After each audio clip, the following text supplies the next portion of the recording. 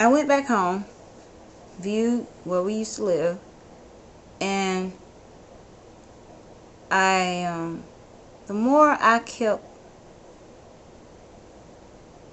looking at areas where we lived and the community, I mean, I even talked to some people that knew Tom, and it was like, wow, I can't believe he gone. It was just a tragic, you know. Um, Going back to the apartment where we lived really gave me a a sense of coping. And so I talked to a lot of people in the community. I went and visited some ladies that I knew, and I told them what happened, how I'm coping.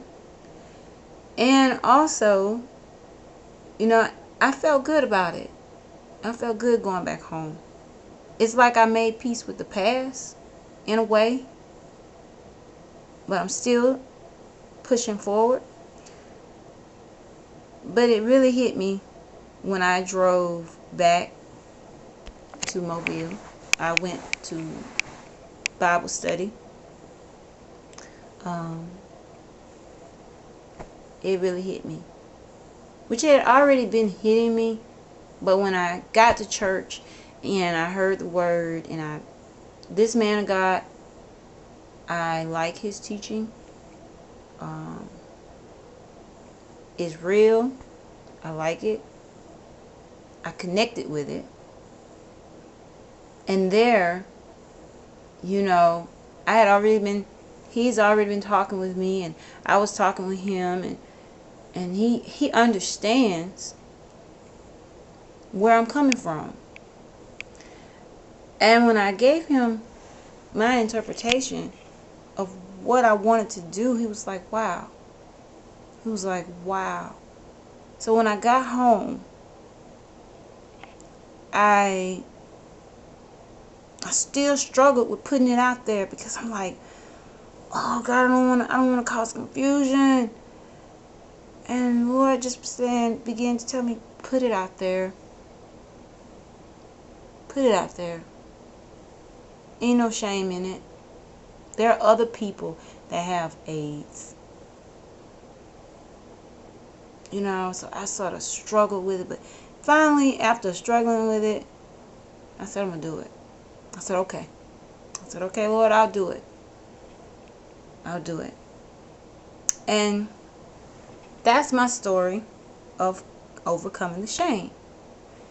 And, to let people know of any kind of sickness, don't be ashamed. Some sicknesses come without you causing the sicknesses. HIV is caused. You can get it by having sex, or you can contract it by sharing needles. Is a way to get it. That's a sickness that you can cause on your own self, but not protecting yourself. Another sickness, epilepsy, take for example. I had epilepsy. I didn't cause epilepsy. It just happened. So there are sicknesses that are caused, and there are some that there are sicknesses that you can cause upon yourself, and there are sicknesses that you were just born with. But either or, there is still sicknesses pull on your self-esteem, your emotions. Even me having epilepsy, I struggled with self-esteem, because I couldn't function in life. Am I good enough? I'm not good enough to do this because I have seizures. So my point is, it's time for the shame to stop. You have to love yourself where you at, whether you have AIDS, whatever you have. You have to be in acceptance and be honest with what you have, so God can heal. But shame is another way of lying. It's true. It's so real. Shame is another way of telling a lie. I was telling someone, I said, I know this may sound raw. I said, but my brother really lied. It was like, no, he was just shame. You know, he just felt the shame. I said, yes, that's true, but he still lied. And since, you know, it's wrapped around religion, I want to go to the word. The Bible said a liar should not tarry in his eyesight. That's what the Bible said. So the fact that my brother wanted a connection with God, not judging him, because we all make mistakes. That's not the reason why I'm saying this. It's not to judge him, but it's to open up people's eyes of the reality of AIDS. And it was like, well, maybe he was just shamed. But still, shame caused him to lie to himself when everybody around him knew the truth. So I would tell anybody, if you have a sickness, love yourself. Love yourself. You're going to have them bad days where you feel like I'm not worthy enough. You're going to have them down days where I can't believe I have this. If you have HIV, you're going to have those days where you struggle with it. But the thing is to live.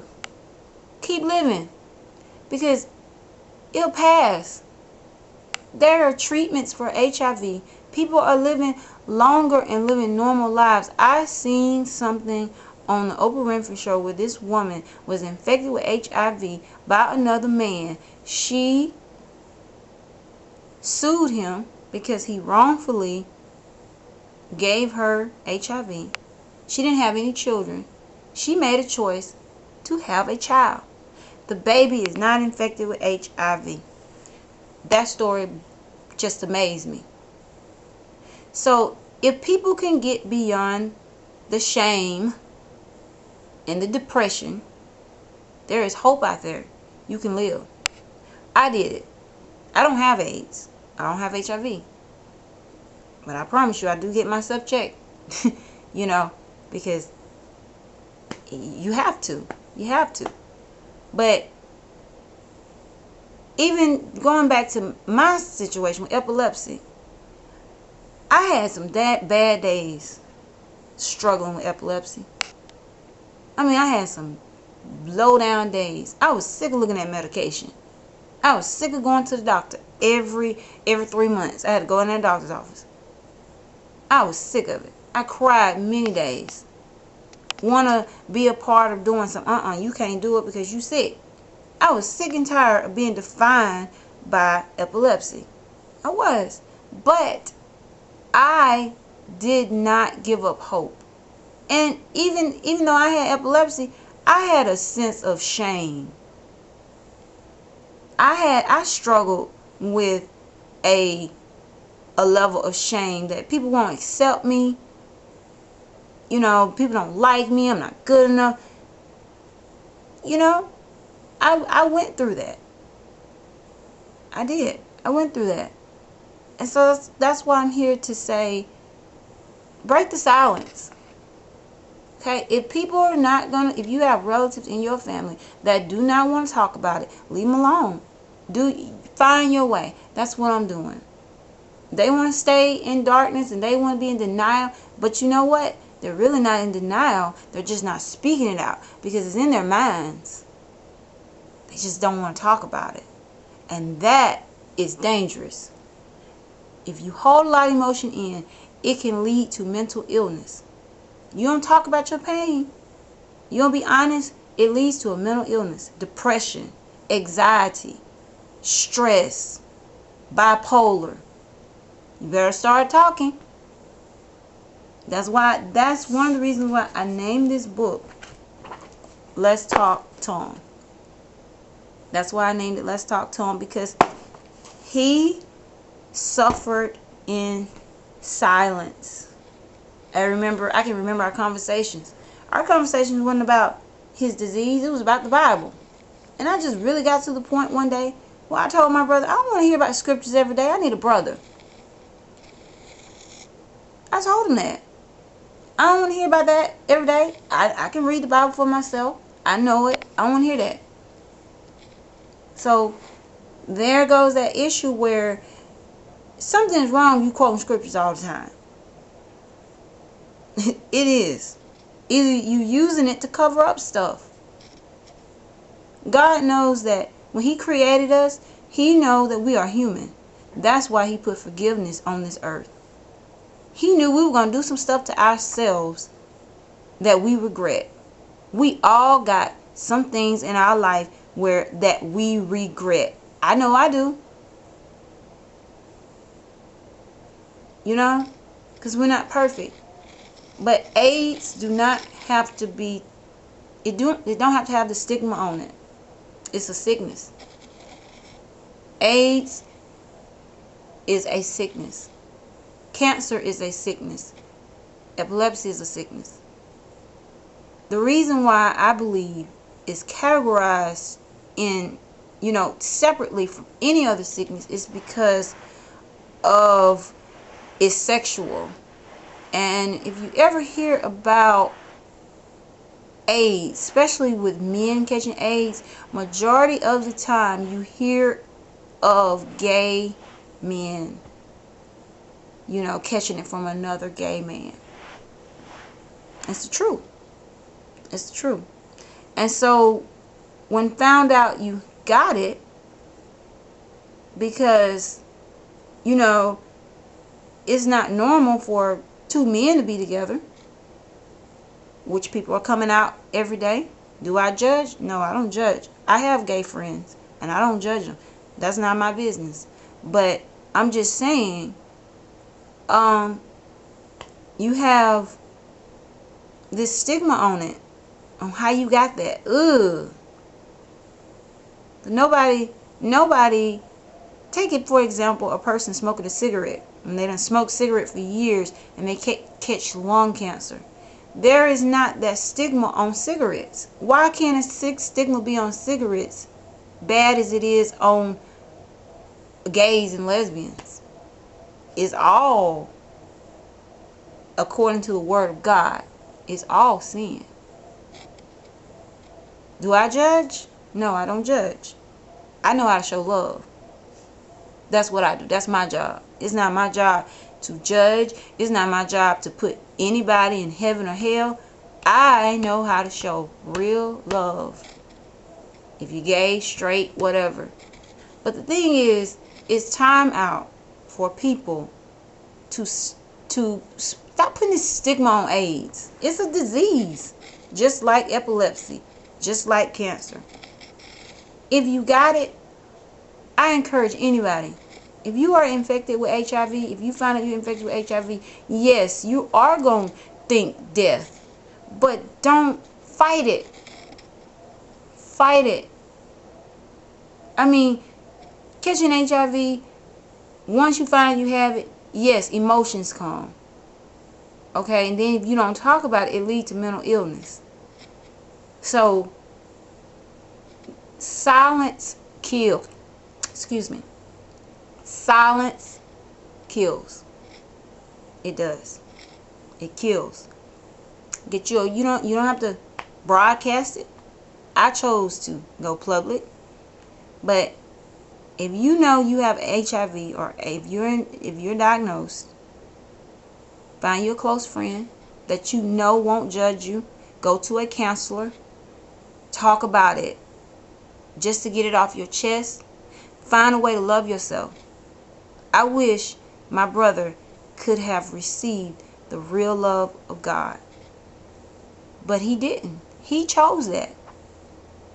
His family loved him. My immediate family, we loved Tom. We loved him. When I think about my brother, I don't think about his disease. I think about who he was. He died of AIDS. But it's got to stop. The pain got to stop. The shame got to stop. At the end of the day, you're a human being. And you have to love yourself. Love yourself. Don't let nobody, I wouldn't let nobody make me feel lesser than a person. I wouldn't. If I was walking in my brother's shoes, I believe I just wouldn't let nobody let me feel lesser than a person. I will get to myself and cry. And matter of fact, I know how my brother feels. I know exactly how he feels because I struggled with a sickness. So I'm not walking in these shoes with struggling with AIDS, but I walked in these shoes with struggling with a sickness, and I know how it feels. And it took me a long time to get to where I am a confident woman in myself. Didn't come overnight. You know? And me having epilepsy, transitioning from being on disability to working was not easy. But I sure was determined I'm going to get my life together. I was not going to be defined as handicapped. And by the grace of God, I'm doing it. And so I would tell anybody, AIDS is not a killer disease. It is no longer a death sentence. You can take it, or you can use it in a negative way, or you can use it in a positive way. I was telling another lady, close friend of mine, I said my brother could have been an advocate. He could have been doing what I'm doing now. Because America is acceptance of gays now. Gays have the right to legally marry. So my point is, if gays can marry and come out open and freely live their life the way they choose to be, why can't HIV people come out without the judgment? Everybody done something they regret. So to my viewers, if you know somebody that has AIDS, if you know somebody that has HIV, wrap your arms around them. Make them feel love. Let me clear it up. You cannot catch AIDS by hugging someone. You cannot catch AIDS with body contact. That fear, that needs to be cleared up. They are still people. You can't catch AIDS like that. Don't sleep with them though. Just kidding, but you know, you can't catch AIDS like that. So we need to show people love, real Christian love. And these are my videos concerning shame, and there will be more to come. I hope that you enjoyed my story, and like I said, I hope that I have touched someone's life, and there will be more stories about Let's Talk Tom. Thank you. Have a blessed day. Bye-bye.